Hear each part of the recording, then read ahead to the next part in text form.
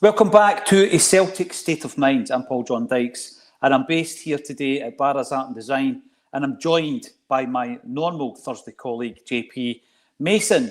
Now, we sometimes get some grumblings and some complaints, JP, when we talk about music. Do you think anybody in the comments section would mind if we just spoke about music for an hour today? Should we do that? What do you think? I've got to see AC/DC later, so we can talk about that if you want.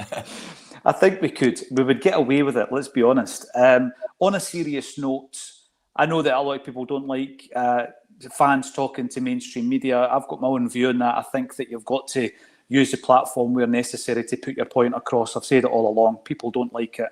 But I was talking this morning about this, JP, and I want to start off with a question around ambition. You never speak for everybody. You only speak for yourself, but you get a good cross-section when you're speaking every single day on A Celtic State of Mind, not only of the other contributors' feelings around that, but also the amount of people that actually comment on the show on a daily basis. And I feel as though Brendan Rodgers and many fans, not all, but many fans, share the same kind of ambition for Celtic. I'm not sure the Boardroom does. I mean, it's glaringly obvious that that's the case, isn't it? I mean, were you called upon this morning for some sort of media outlet? Have I missed something? Yeah, well, actually, right. This is another thing. People think they'll jump on it when things aren't going so well. This has been in the diary all week. So if Celtic had won the game 3-0 last night, I'm on there today, regardless of the score. So they didn't approach me because it was a bad result for Celtic. You know, it wasn't the doom and gloom mongers and let's get fans to have a dig at the board. I mean, let's be honest, if we want to have a dig at the board, JP, we do it on here anyway. And I think last night after the game, I was joined by Chris. And these nights are quite difficult. And we've had quite a few of them actually over the 8 years. But there's a lot of kind of emotion running wild after the game, JP. But I was thinking about it this morning coming through to Glasgow. I agree with 100% of what I said after the game last night. I think there's a shared responsibility. It's not all on the board. It's not. The reason I'm bringing that in is because obviously that's what the fans were chanting at the end of the game and throughout the game. As the final whistle went, there were cries of boo at Celtic Park. You pay your money, you've got your choice. You can do that if that's the way you feel. And the performance on the park wasn't good enough either, and we will speak about that, JP.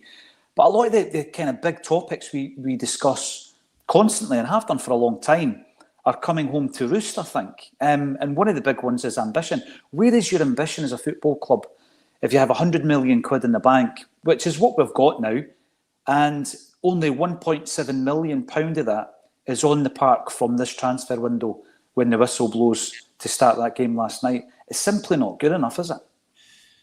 Absolutely isn't it? And if you'd had me post-match last night after coming out of the ground, you would have had a pretty angry and possibly vitriolic version of me speaking about the game and just the whole circumstance. I think it's right to obviously acknowledge that the performance on the park wasn't up to scratch. But before you even do that, you talk about the preparation for the game, and just the feeling around the stadium last night was not one of here we go. This is a really optimistic kind of 90 minutes ahead of us. It was more a kind of like, we know that this is a banana skin, and we know that we're starting with James Forrest in the right. No disrespect to James Forrest, I've been a big fan of him, but it's a bit damning that we were starting him. And then when you come to half time and you're substituting Idah and bringing on Yang and expecting us to get excited about that, you know, I, as far as I'm concerned, I don't want to hear number 13 Yang. I just don't want to hear that again. So sorry, but I just don't want to hear it again. I'm done with that guy. He's not good enough for Celtic. Look for whatever opportunity to ship him out in this window. It's no disrespect to the player. I've said it before. His level is not Celtic. And I could not get excited at Yang coming on at half time. I just sat there fairly deflated actually at that prospect. Also deflated at the fact that I knew that Idah would then bear the brunt of that first half performance, whereas it wasn't all on Idah. It was a collective. How many times did we actually put together a fluid movement in the first half? It was a waste of a first half. I said it to Sean that sits behind me on the way out. We were talking the way up to his car, and I just said, it just feels like we wasted that first half. Yep. And then manager came out and said exactly the same thing. About 15 minutes later, I was listening to Sports Sound on the way home, and I heard what he said. And he said, "I feel like we wasted the first half. If you're gonna miss the bus, at least run for it." I thought that was a really great analogy. But I just think it baffles me. Where else in European football do you have chance of sack the board to a team, to a club that are so cash rich, that are on the precipice of a Champions League qualification, and there's just such this unrest at the fact that we haven't spent money?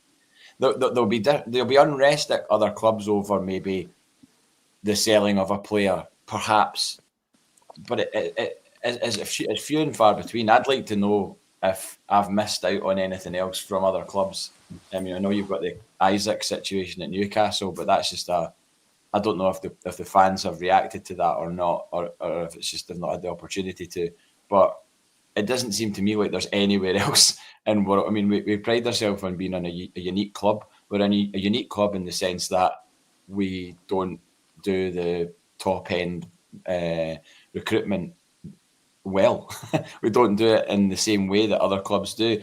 You look at Bruges losing 3 of their players and raking in 70 million, but then spending 30 million. Like, yep. If we brought in 20 million, why have we not spent 10? You know, and why does it have to be ring fenced? Why do we always have to do the business within the sphere of what you've made within that window? I don't get that as a business. If we're talking about the business side of it, and let's be honest, we regard ourselves as fans. We're only treated as customers, JP. If we were customers, we wouldn't go back. They know they can treat you as customers, but you're a fan. And that's the big difference. So there's a contempt between the boardroom and the fan base. What I would say on the side of the board comment, the chants, that is a phrase. It's a phrase that when it's being chanted and when it's being sang in this day and age, I think the people who are chanting it know it's not like it was back in the day where you could remove the board from a football club. And we did. Fan power, along with some really astute business people, were able to build a strategy to get rid of the old board, and it worked.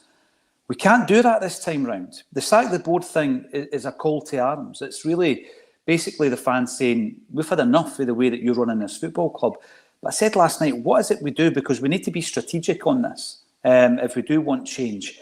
When you're looking at the lack of ambition, £100 million, the boardroom and those making the decisions, or the person making all the decisions, and we know who that is, it's Dermot Desmond.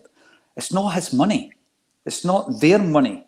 You know, that money's there because of the support of the fans who continually buy the season tickets, additional tickets for friendlies, League Cup games and Champions League qualifiers, Champions League packages, albeit we might not get a chance to do that this season, merchandise, the spend within the stadium tours, and everything else that goes on top of that, Celtic TV subscriptions. So the reason the club is so cash rich, they think it's because they're brilliant at buying and selling players. It's not that at all, JP. It's because of the investment of the fans season on season. And I remember reading the article, I think it might have been in the Herald, of a journalist who had been tracking Dermot Desmond for years, like literally for years, for an interview. He wanted a big interview. I think he was a freelancer maybe, and he sold the story to the Herald. And eventually he found out that Dermot Desmond would be at one of his businesses, and he chanced his mitt, fair play to him, and he phones the reception saying, I've got a phone interview with Dermot Desmond. And the secretary fell for it and transferred them through. And the first question that he said was, how many trophies have Celtic won since I became the major shareholder at this football club? And he couldn't answer it. So Dermot Desmond said, well, why would I give you an interview if you've not done your research? But that's not the point. The point is that he would have the audacity to even say that. How many goals did Dermot Desmond score in the last 25 years? I mean, thinking that it's because of you or because of the boardroom that Celtic have won these trophies. Seriously. If you're the part of a football board, you obviously need to ensure that the club is run properly on a financial level, JP. But don't be taking the credit for Celtic winning all the trophies. No, absolutely not. And there's been a few narratives pushed this morning about like, the trustee was on the bench, Engels was on the bench, therefore why would you give the manager more money to spend it? I think that's absolutely ludicrous. The manager picks the team for the job that he sees in front of him on the night. You could play that game in the Champions League, say proper, and he picks Trustee and he picks Engels. He may have chosen that team last night based on what he thought could get the job done in a home leg of a 2-leg tie.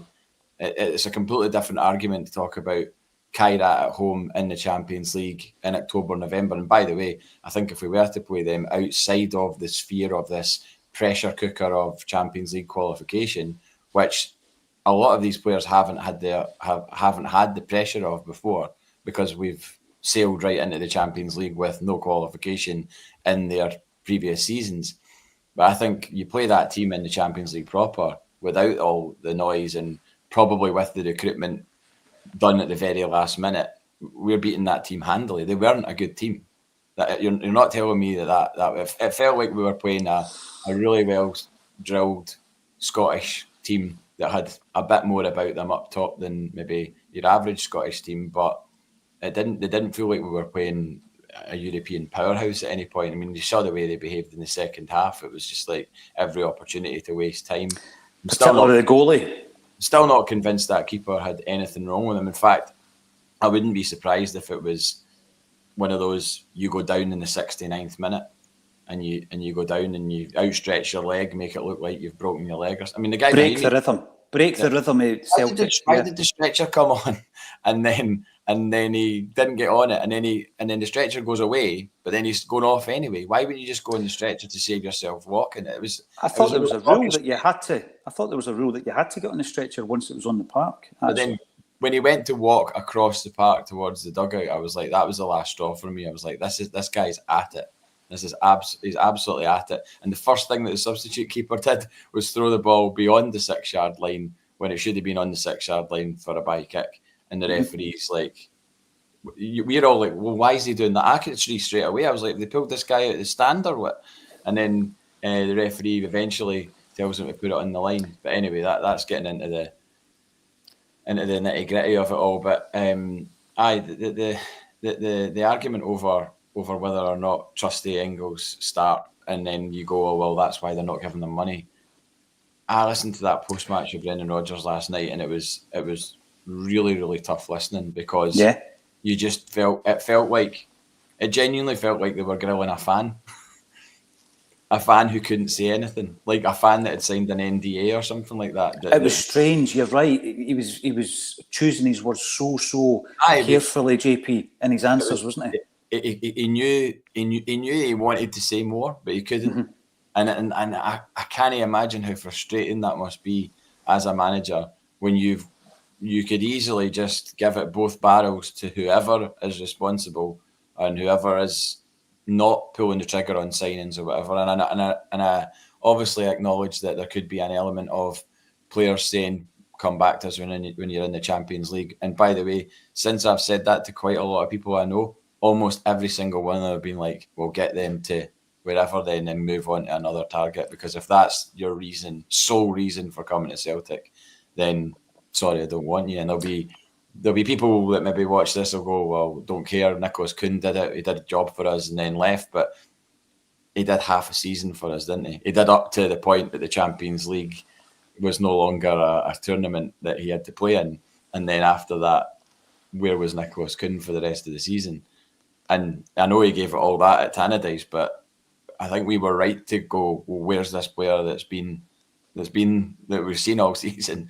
So I don't really want to go through that again with another two players, where they come in and do a job for however long they feel like it, and then switch off. Because the best example, and it's a wee bit further back actually, JP, before we were playing Champions League football anyway, the best example I've heard talking to his teammates of a player who came in and in terms of their ability absolutely added to the team and the performance, but in terms of the personality of the individual, being all about themselves and all about their own ambition rather than the ambition of the wider group, was Paulo Di Canio.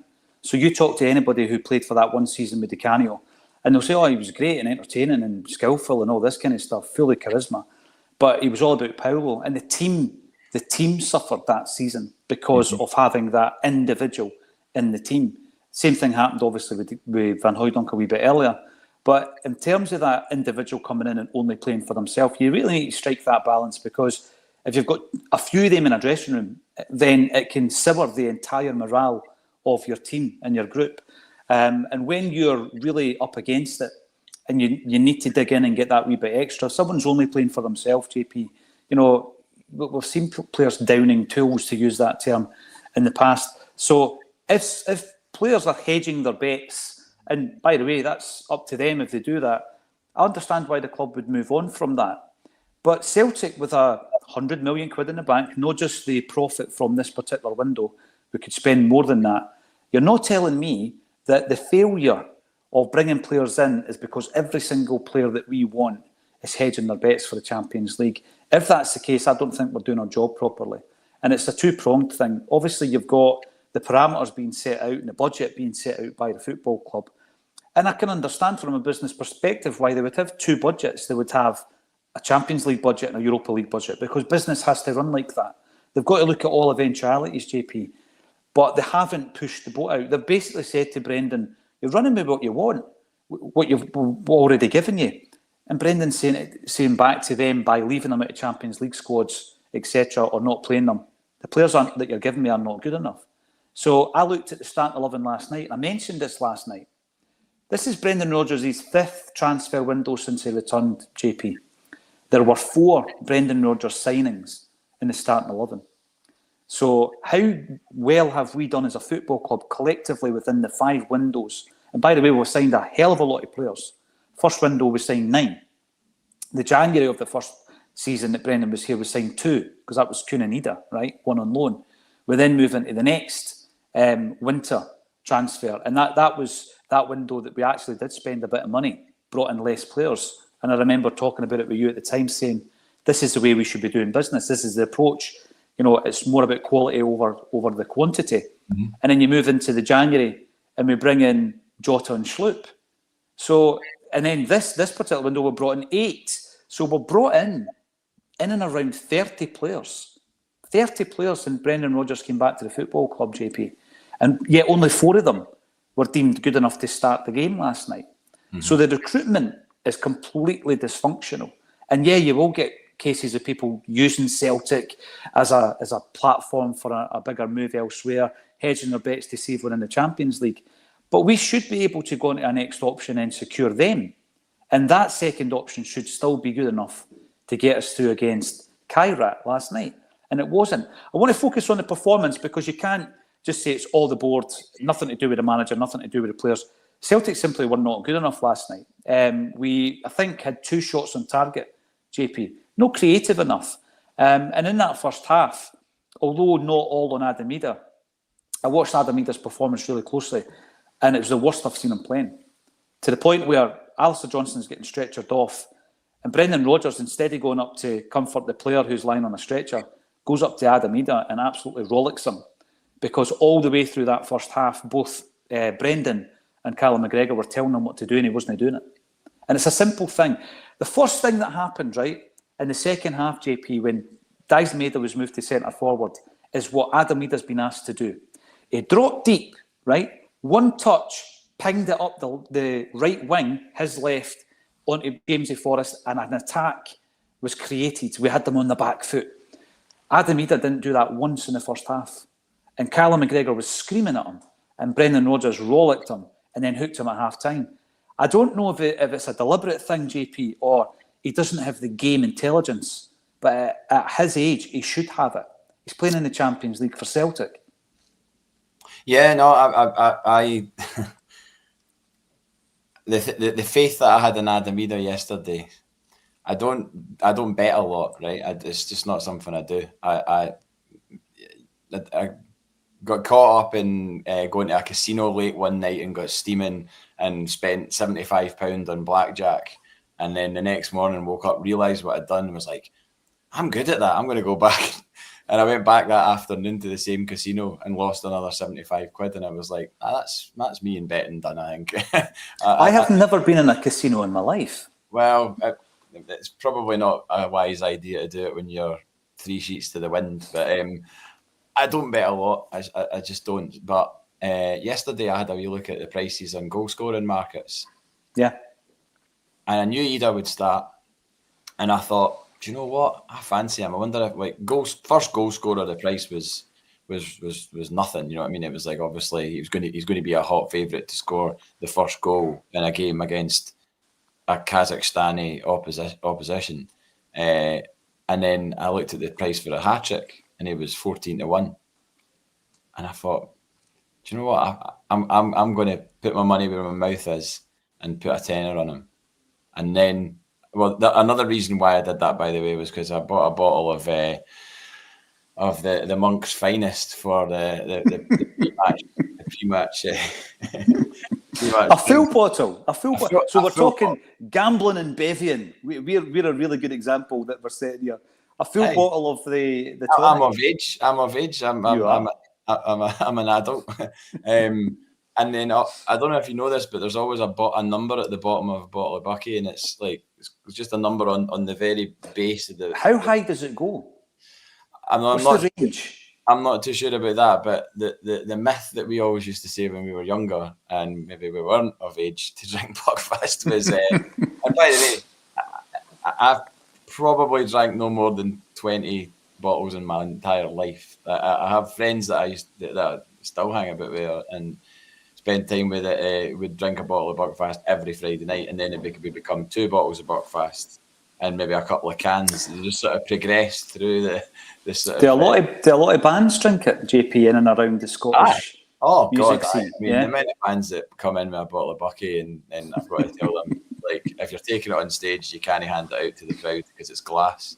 Obviously. Yeah. So, but oh god, there's a lot of that. But anyway, the number in my bottle yesterday, and the myth was that that 7 was apparently the perfect number for viscosity. I know this sounds incredibly ridiculous to be talking about perfect bottles of Buckfast, but I don't know if it is just an urban myth or if it was in West Lothian or what, but 7 was the perfect one. So the closer to 7 was the better. And my number yesterday was number 9. Oh, JP. Wow. And I'm like, I've got number 9 in my bottle of Buckfast. I want Adam Idah to do well. There we go, tenner. And then when I was going in the turnstiles in my stand, at the North Stand, you've got a choice of turnstiles. I think it's 8 to 13 in that little block underneath the North Stand. And I was like, I'm going in number 9. So I went in number 9. And I was like, right, really, really buzzed and looking for a performance from Adam Idah. I was like, right, this is the stage. This is where he can score a goal for us. And I was so disappointed with his performance and the whole team in the first half. But like you say, I wasn't privy to the detail of Cal McGregor giving him a rollicking or Brendan Rodgers giving him a rollicking when Johnston went down. But yeah, I don't know where we go from here with him, because I said this to somebody last night. The 3 players that have the question marks over them by a lot of the support are the 3 signings from last summer: Idah, Engels, Trusty. And then I thought to myself, what have Idah, Engels and Trusty done in games against Rangers?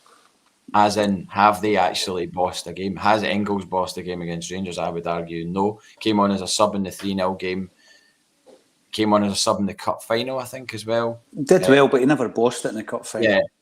And then we got hammered at Ibrox and got beat at Celtic Park, and the 1-1 game at Ibrox was a nothing game.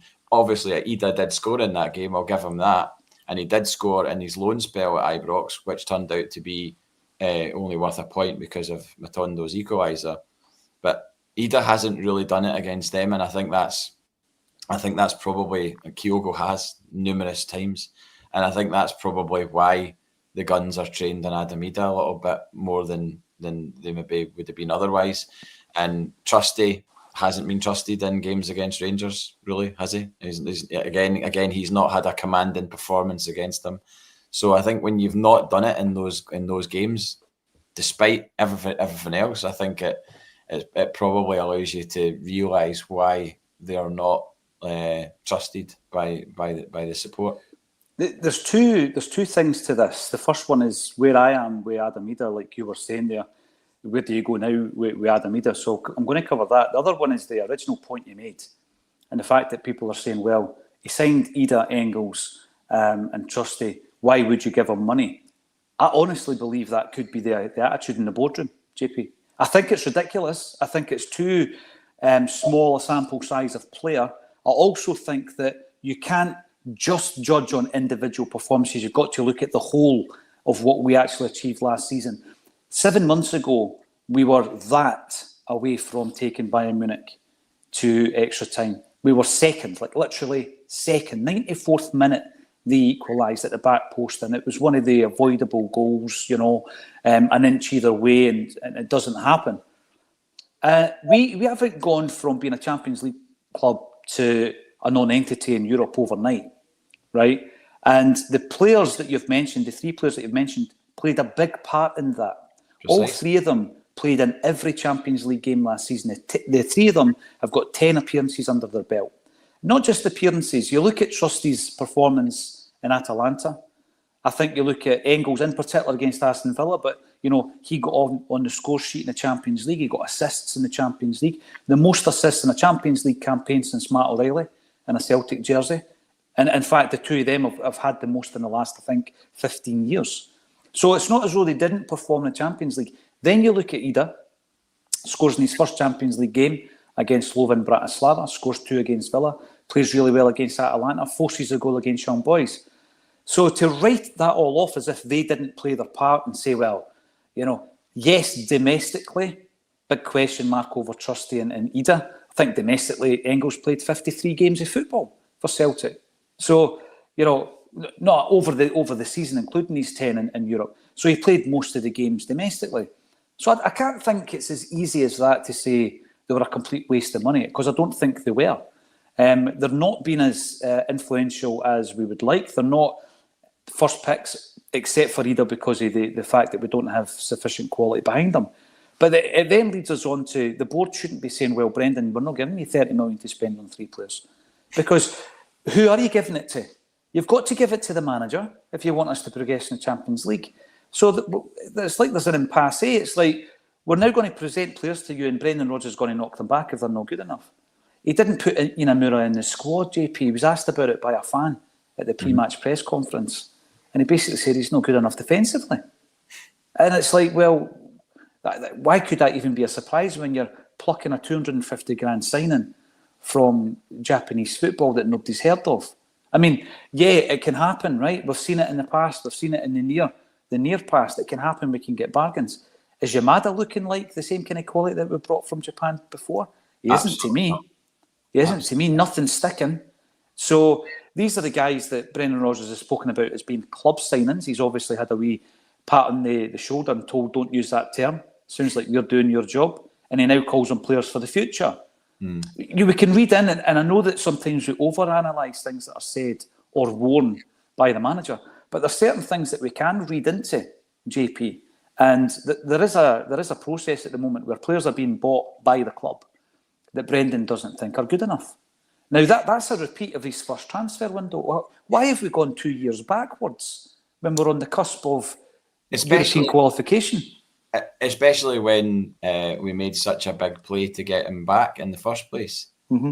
You would have thought that the club and whoever is Brendan Rodgers, whoever he answers to, you would have thought that whoever made that play for him to come back, whether it was Dermot Desmond or Michael Nicholson or whoever all went on the jet out to Spain to speak to him at his villa, you would have thought that once they've got him to say yes, because apparently the narrative is that he wasn't sure about it. He had to be talked into it. Had to be convinced. Yeah. Had to be convinced.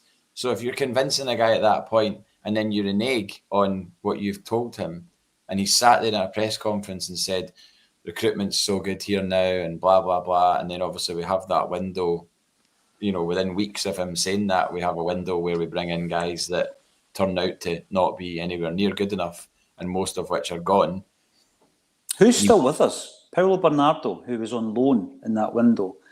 Anyone who's still actually Yang, that's it. Yeah. There's a few that are out on loan, but Yang's the only other player at the club. Yeah. So that transfer window and that patter that he gave us at the presser, where he was saying everything is a lot better now and everything's rosy in the garden, to then renege on whatever, it's making us out to be fools. Essentially, it's like, well, how could we not see what's going on?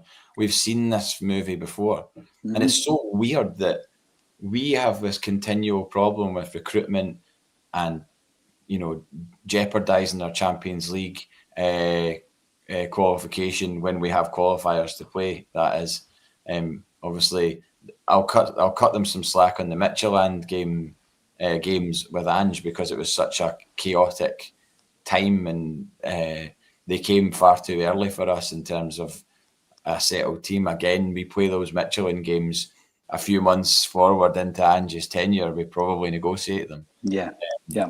Having to play Dane Murray at centre half. I mean, Dane Murray's just been given a new deal. Feels like still a very young player at Celtic. He was playing in those games. He made his debut in a Champions League qualifier 4 years ago. I know. That's wild.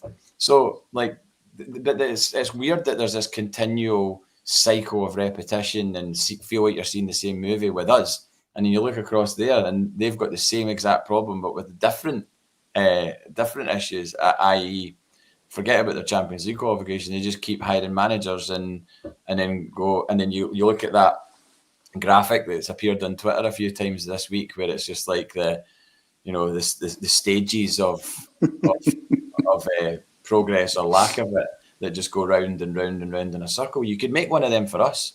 In fact, somebody probably should. You know this, JP, I'm going to go back to one of the first things we were talking about, sack the board there. One of the biggest things that the activists within the Celtic support did really well back in the day is they engaged with mainstream media. These people were on the news, STV, BBC, on a regular basis. They were in the papers, and that was one of the ways that they were able to communicate their frustrations with the football club, because the football club largely ignores fans. They ignore tifos unless it's a certain flag that they don't want in the stadium. They ignore ultra groups. They ignore podcasts. They ignore platforms like this. But once you go into the mainstream and you start criticising the club or the board, I think they do step up and take notice. And as I said, that wasn't my intention. That's not why I agreed to go on Sky Sports today, which was the show I went on. Darren McAnthony, back in the day, ran a football magazine called 24/7. He set it up. He ran it. It was short-lived, and it's one of its very first issues. He did a really interesting thing, and he ran a feature on the Quality Street Gang book, which was unusual, JP, because it was an English football magazine. But they did that, and the way I pitched it to him was that, there was early stories of Dalglish, McCarry and Hay, who all ended up in English football. So they ran it. And there's been a few emails across the way. Obviously, the Ivan Toney deal was a point of discussion and all that kind of stuff. And it was always my intention to ask him onto This Is Acsom. I think he'd be a brilliant interviewee as to how the club works. I mean, he's obviously dealt with Celtic, but how football clubs work generally behind the scenes. I find that really interesting. So obviously being asked on that show today, I was quite happy to do it. I was quite buoyant and positive yesterday before the game, JP. And if I was on it this morning and we had won 3-0, the mood would be different, right? It would be like, the board have gambled, but we've got away with one here. They better get their finger out now. That would have been the take this morning. But they asked me the question about sacking the boards. Celtic fans, there's a generation of Celtic fans who lived through that period in the 1990s. I think we're now called Celtic Daz, right? But there's also the generation below, my Bairns generation, if you like, my kids' generation, who you tell them about the bad old days, right? So you've got two generations of Celtic fans who are well aware of what happened back then. And I think that's the reason why we are always so quick to hold the board to account, JP, because, we really are. And I said this before, I remember a wee while ago, Simon Ferry made a point, and he was spot on. He was absolutely spot on. He says, there isn't a football club in the world whose fans talk about the board more than Celtic. And he was right. But I started asking myself why that was. And I think it goes back to the 90s. I really do.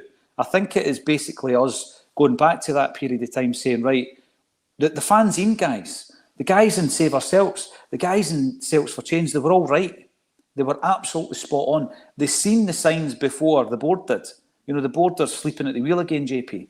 And the Celtic fans back then saw it way before the board did. And I think we're seeing it again now. We're lazy. We're complacent. We're hoping that something happens. Oh, it's only Kyrat. We should get through there. And if we don't, it's Brendan's fault. So there's a disconnect between the boardroom and the football department, but there's a disconnect between the boardroom and the fans. Would you agree with that, though? That's why we always are so keen to hold them to account, because we've seen what the downfall looks like on the other side of the city, of course, but we've also seen how close Celtic came to financial ruin. Yeah, I think the comparisons to Rangers going bust and everything else, and that constant holding that kind of Indian sign over us to be like, oh, this could happen to us and blah blah blah, and you know we need to be careful.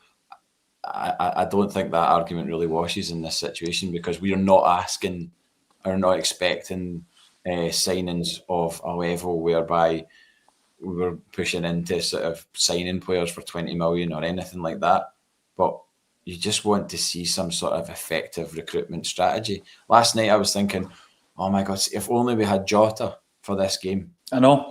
Jota would have been unbelievable last night in terms of lifting the crowd. Negren's coming over to us and going like that, and I'm like, man, have a shot and goal.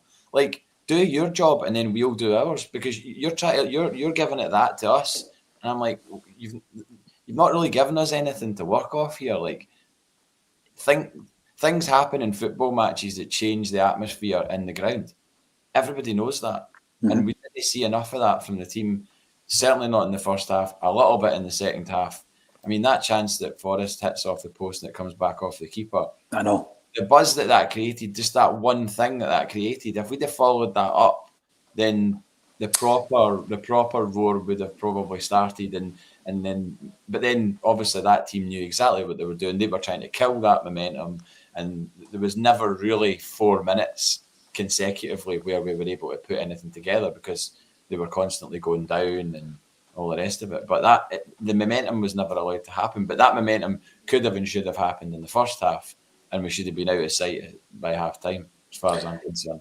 The James Forrest chance, when we watched the highlights back, JP, I couldn't bring myself to watch the game again this morning.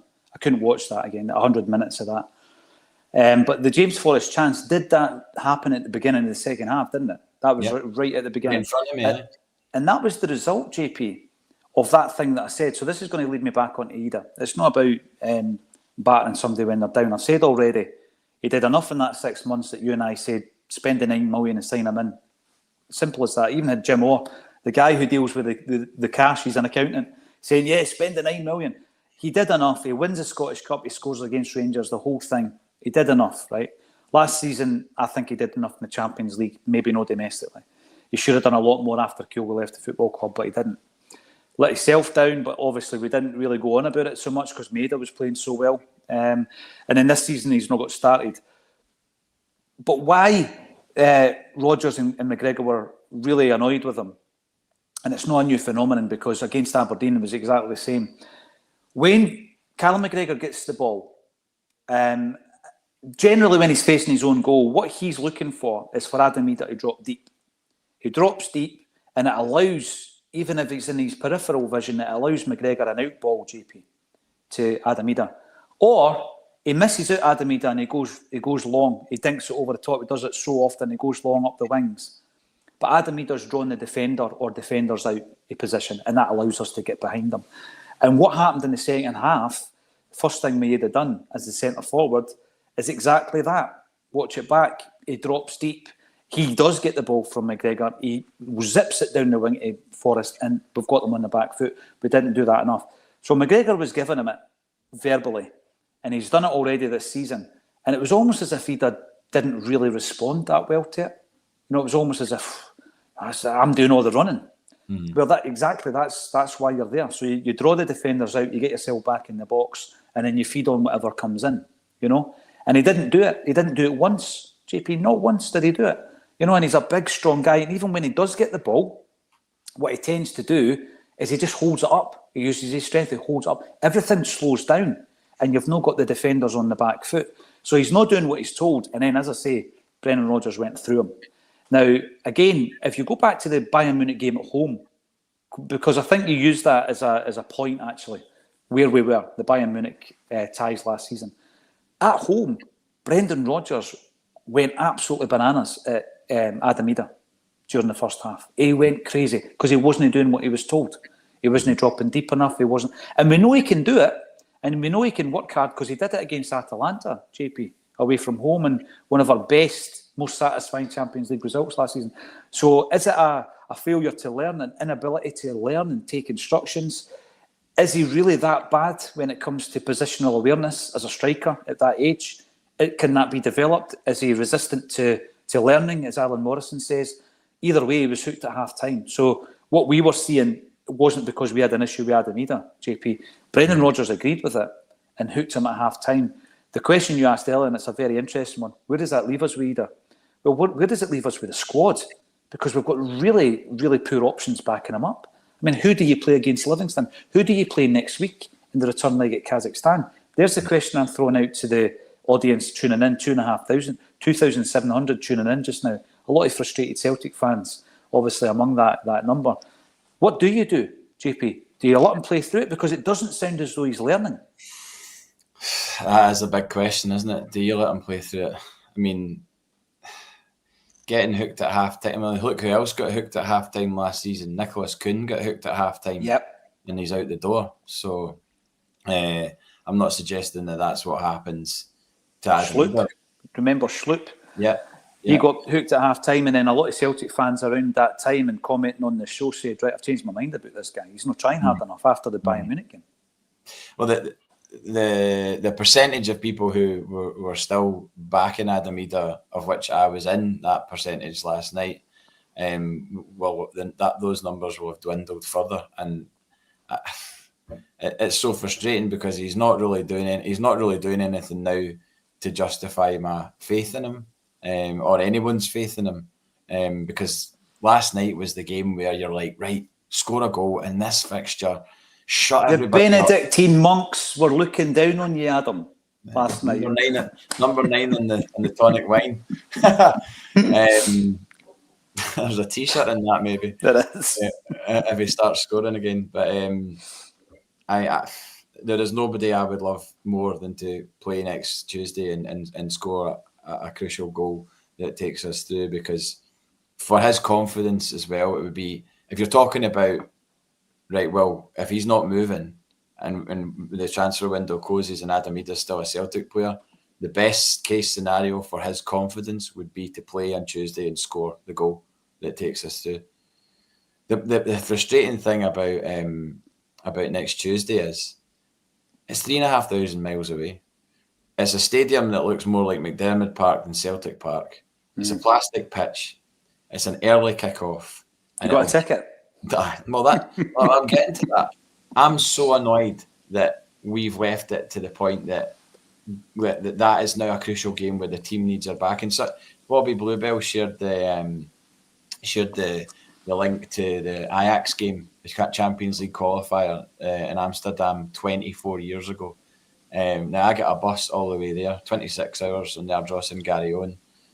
The smelliest bus I've ever been on in my life. No disrespect to the Ardross and Garryowen. It's not a slight on the club, it's more a slight on the people that were. It was a hodgepodge of loads of different supporters clubs that all just jumped on. And I've actually mentioned this before, but there was a guy for Alloa. I'm pretty sure Kev Graham was on that bus, and I just obviously didn't know him at the time. But one of his guys for his bus sat next to me with a leather Adidas hold all, and he had 3 bottles of Buckfast in it, and 2 of them were gone by the time we got to Carlisle. Was there any number 7s in there? I don't think we checked the numbers, but I'm just going back to that game, and I think about the size of the support that were in the ground that night. We had a lot of fans in there. I'd love to know the exact amount. If anybody knows that figure, I'd be interested to know what it was, but it was a good couple of thousand anyway. And it was loud enough, and the atmosphere was amazing. The team knew we were there, and when the team knows we are there, it adds something. I don't care what you say, it adds something. And the team really needs us on Tuesday, and we can't be there in numbers. I can't get on a bus to Kazakhstan as much as I would love to, because that would be the cheapest option. It was the cheapest option 24 years ago to go to Amsterdam on the Gary Owen.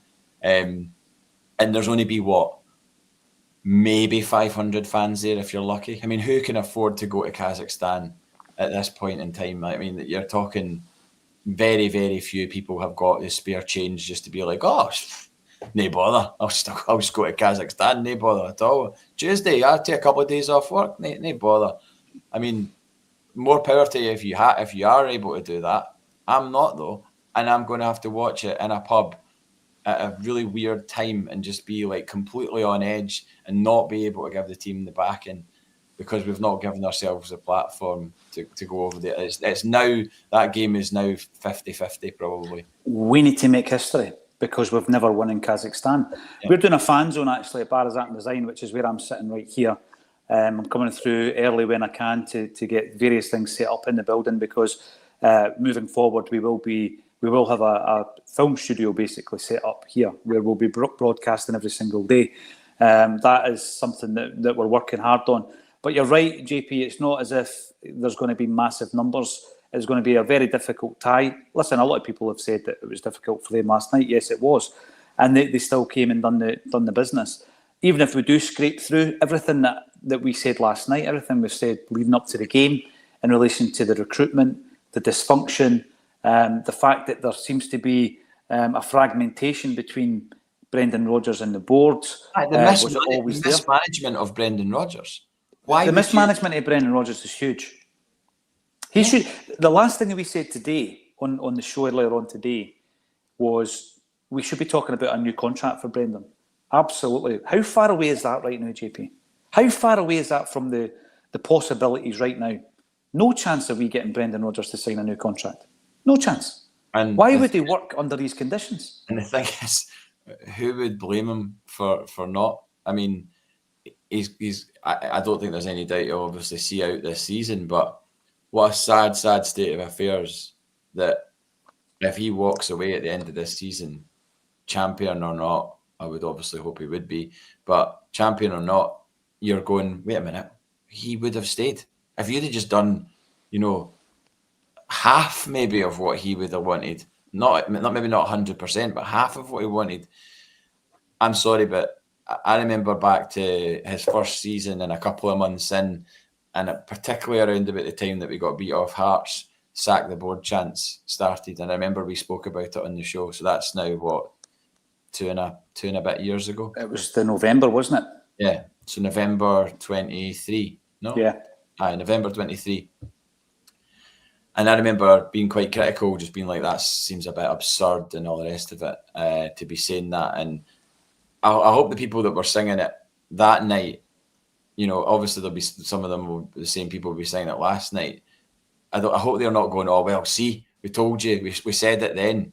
That was over the recruitment of that transfer window. We have had some success in the transfer window since then that led us to a pretty successful Champions League campaign last year or last season. But this situation now, when I heard the sack the board chants last night, I was kind of like, I get it.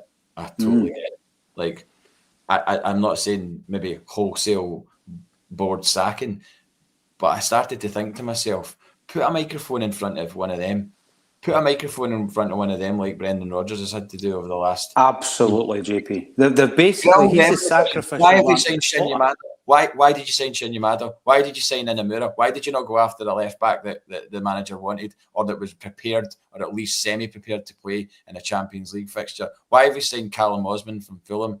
Why have we still got Yang, who's clearly been deemed not good enough by the manager, clearly not good enough in a Scottish Cup final against... What happened with Fitzgarden? What happened with Fitzgarden? 100% another question. Yeah. Are you genuinely looking at Jamie Vardy, and based on what?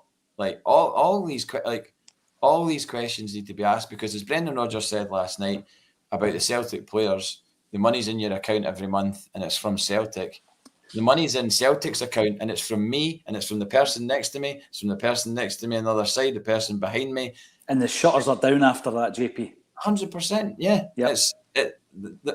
I'm spending my money, and the money's not being spent at all, really, or wisely. Like, I'm looking at these players coming in and going, what are you doing? What is this chaos that you're inflicting upon our club when it should be so much more streamlined?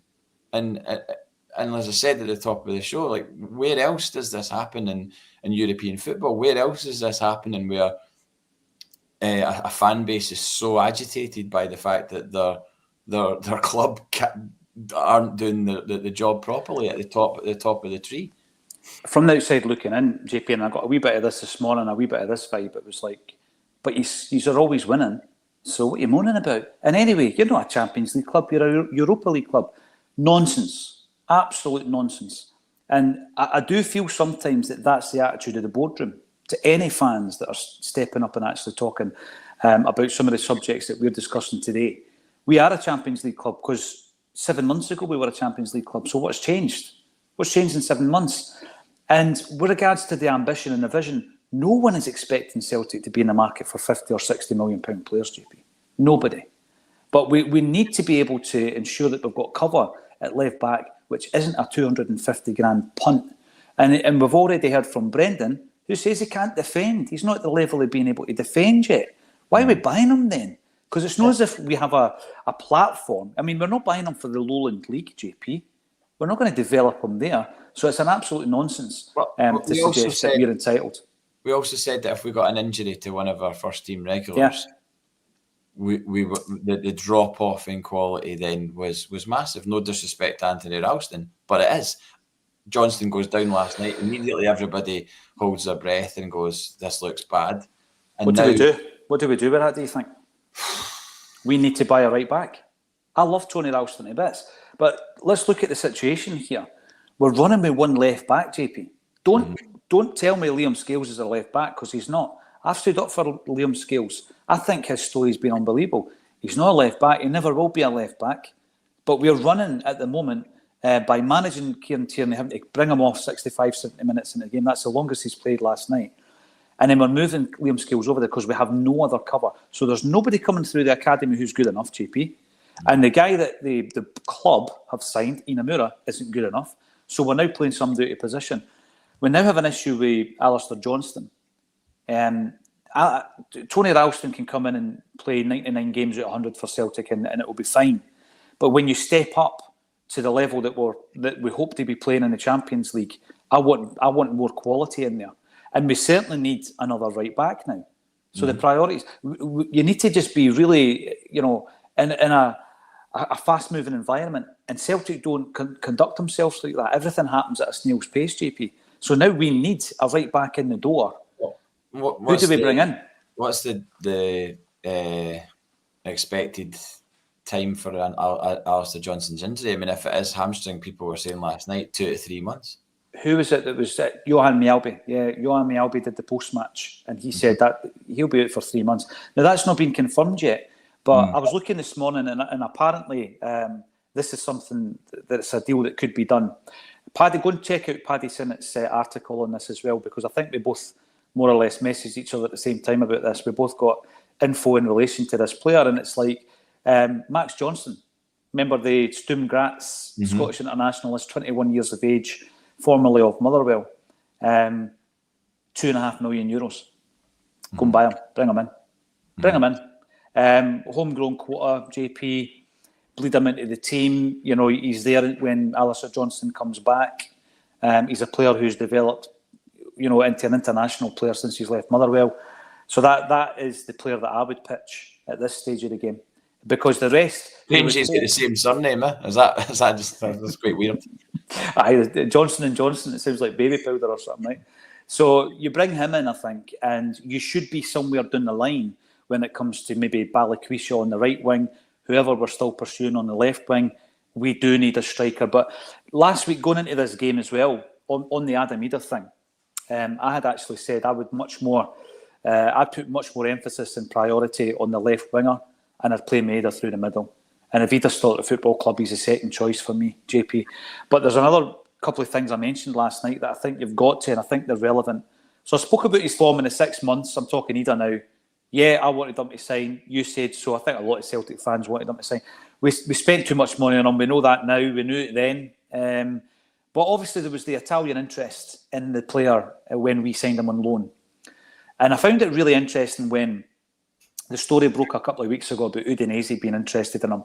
And there's a few guys in the Acsom team who can speak to people they know in the Italian media. And that's exactly what Quinny did. And he was like, that's nonsense. There's no truth in the rumour that Udinese are interested in Idah. So generally speaking, I think that's a Kyogo to Man City story. That's the agency saying, right, let's put it out there. Let's start getting the jungle drums going so that Italian clubs are thinking, oh, Idah wants to come to Italy again. If that's the case, that means Idah's asked his agent to do that, right? Now, there's also the issue of Brendan Rodgers constantly sticking up for Adam Idah. He did it when his form was off last season. He did it when he went out in the bevy and he was on the camera and all the rest of it, right? He didn't use it as an opportunity to have a dig at him. And he did it at the beginning of this campaign where he plays against St Mirren, and I think Brendan Rodgers was the only guy that thought he played excellently because he didn't. Adam Idah was not excellent against St Mirren, but Rodgers is supporting him and he's backing him and all this kind of stuff. The comments the other day that you've already touched on about your money will be in your bank account every month, and see, well, it is. You're a Celtic player because we pay your wages. Therefore, you'll do what you're told, you'll put in 100%, and you'll perform for this football club. Who was he talking about, do you think? I mean, that was definitely, look, that wasn't coded. He was talking specifically about players. And basically sort of saying whether you're here or not, or whether you're here at the end of the window or not, whilst you're here, we would be expected to get 100% from you. So yeah, it definitely was aimed at someone, and you do always worry when a manager says ambiguous statements about players. Neil Lennon, there's players in there that don't want to be here, because then you start questioning who it is. And I think we were right. I think, see, after he said that, though, that was Ferencváros that he said that, right? After the game and in the week after that particular comment, I think we were pretty much spot. I think most fans were able to figure out who it was. And the comments that are coming in now, sorry again, I can't bring it up. I'm on a different system today. But it's not something that's going to be happening permanently. So thanks for getting involved. 3,000 live on a Thursday afternoon. Here to hear JP and I talk about music, and we're talking Celtic instead. I think we guessed pretty much, and the comments that are coming through at the moment, a lot of people are saying it could also be Dyson Maeda. Now, obviously, I mean, last week, it was almost like, here's your blueprint to make things better. Sign Brendan Rodgers on a 3-year deal, or even a 1-year extension. Get Maeda signed up on a new deal and sign 4 players. And see all this unrest and all the disgruntled nature of this conversation even. That puts it all to bed, JP, but that was last week. And we're a week on and it's not happened. Everything we do, there's a slow process. And there's a reason behind that as well. And that's because of the inner workings of Celtic Football Club. Who makes the decisions? Who signs them off? Who is in a really, what should be a high power position, i.e. CEO, who doesn't have the power he should have in relation to making decisions? Because if you decide to sign a player without getting it signed off, we'll get rid of you. Because that was the chat around Juranovic signing under Don Mackay. So we're back into that dysfunctional. Too much for him or something, or what? Yeah, probably wages, actually, JP. It was probably the wages, right? We're so stringent when it comes to the wage cap at Celtic. And like you say, I think it's PTSD from the fact that we almost went out of business in the early 90s, and also that a club did go out of business in 2012. It's not going to happen. I mean, we're not asking anybody to sign £75 million players. That £100 million, you don't need that as a buffer in Scottish football. Come on, right? So I think that we've got a boardroom who have got a lack of ambition and a lack of vision. How do you change it? That's my final question today. As fans, JP, how do you change it? Me going on Sky Sports isn't going to change it, right? But what it does do is it amplifies the message. At any one time, if you're on Sky Sports, 1.5 million people are watching it at any one time, right? So we last night, for example, I think over all the different platforms, we might have had 30 or 40,000 people watching our show. 1.5 million versus 30 or 40,000. So it amplifies the message. So you can use a wee bit of that, but that's not going to make the change happen. What do you think we should do as fans? Well, to the argument that if anyone sort of says, and I'm sure I've not seen the article, I've not seen the link on anywhere, I didn't even know it had happened until you told me, but guaranteed there will be fans of other clubs just being like, "Oh, dry your eyes, KD Lang." I cannot deny there is a resemblance between me and KD Lang. Every time I see a picture of because you've acknowledged it. But there'll be people saying things like that and being like, "Oh, you just won the double and you spent this amount of money on players in the last few years and everything else," right? I take that point, but I also take the point that we've seen our club get to here and then it's gone down to here. Why would we not want to be back there and then even just incrementally better, just slightly better? Like, we're not expecting to go from there to there because that's up there's winning the Champions League. That's not what we want. But if you've seen your club and we've seen our club get to a level and then we see it in front of our own eyes markedly decrease in terms of squad value, in terms of losing Kyogo, losing Jota to injury, which didn't happen last week. It happened in May. Everybody knew how long Jota was going to be out for. It wasn't kind of like, oh, well, he might be back in October. It's like, no, he'll probably be back in January if we're led to believe that to be the case. And nothing's been done to remedy that. So I think they've got a hell of a lot of questions to ask at the next AGM, whenever that is, or the next fan forum, or whatever it is they do. But they need to answer the questions, because we're continually paying out money and we continually get to this stage whenever there's qualifiers, we're never ever properly tooled up for them.